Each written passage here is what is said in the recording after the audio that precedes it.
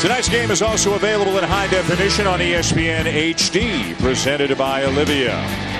Welcome back to Cleveland, Ohio. A chilly winter night, and the Cavs have been pretty chilly inside the building as well, shooting just 35% of the first half.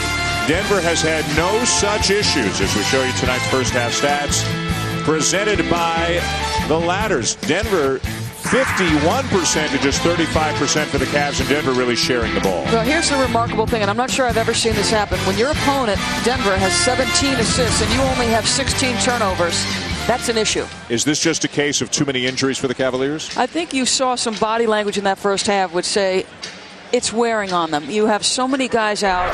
Pavlovich, Varejao, Gibson, guys who have been a major part of you getting to the finals a year ago.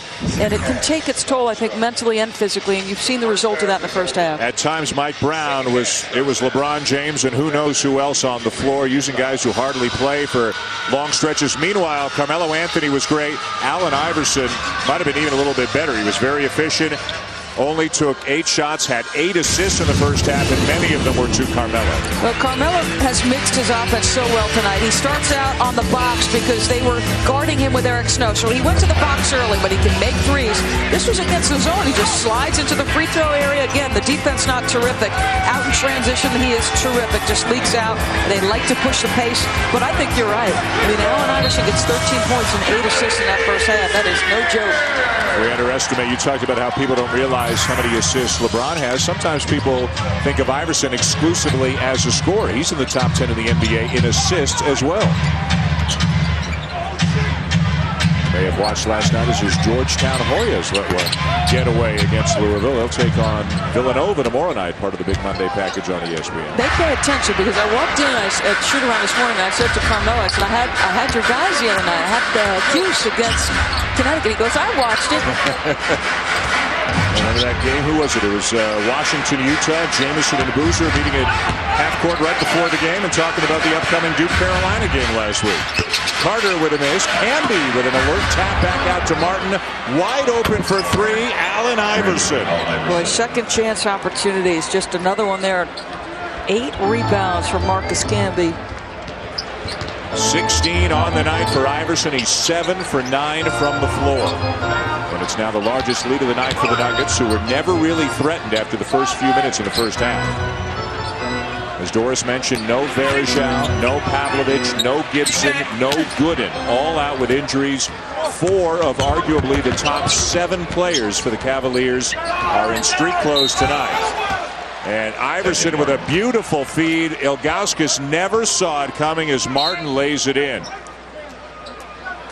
And Mike Brown has seen enough in the first minute and 20 seconds of the second half to know he has seen too much. Timeout Cleveland.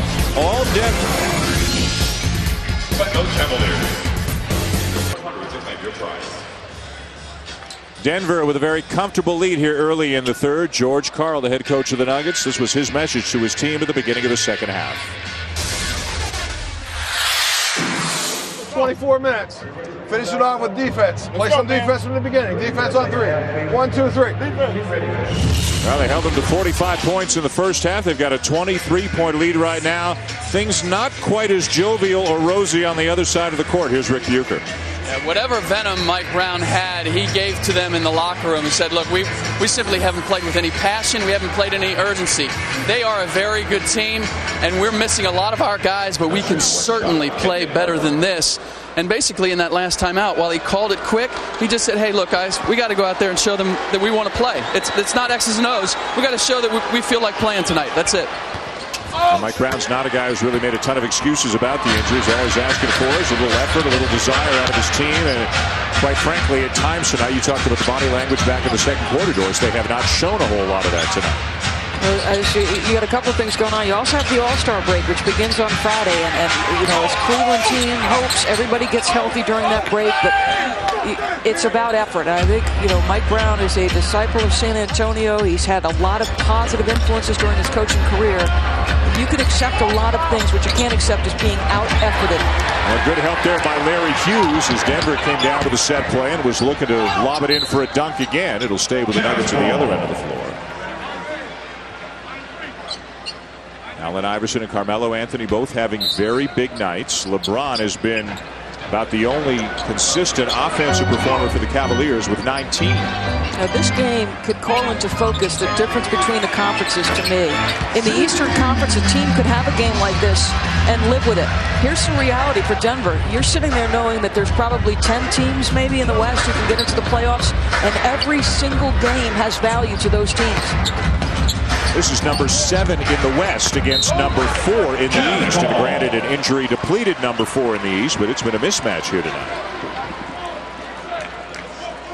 LeBron James doing everything he can to try and keep his team close. Think about this. Cleveland a year ago, Dan, would have been the 7th seed. With their record, they would have been the 7th seed in the West, and they go on to the finals out of the East. Double team on LeBron in the corner. He finds Hughes. Eric Snow getting minutes with Daniel Gibson unable to go. Ilgauskas lines up another jumper. The rebound to Camby. Marcus Camby from Toronto to the Knicks. Now his 6th year in Denver and arguably having one of his best seasons. He's got 10 rebounds already tonight. Carmelo Anthony, and again with Snow on him, that's a shot. If he wants it, he can get it anytime he wants. And make it with great consistency. Yeah.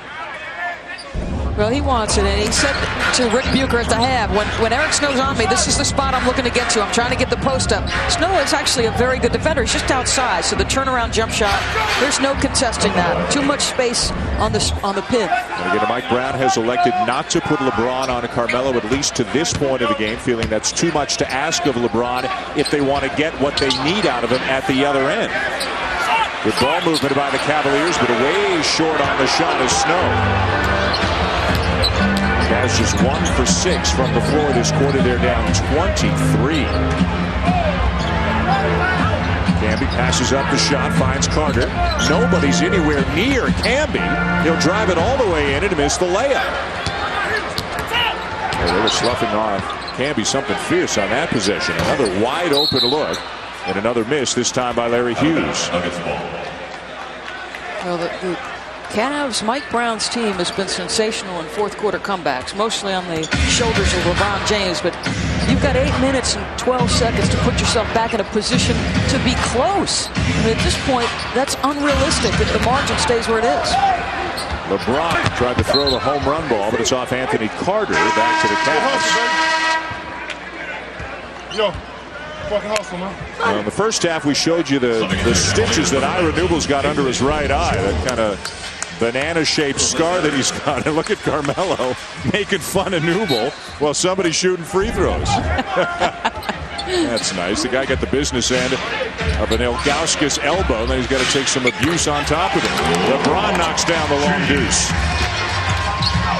I think this league could use a cut man some night.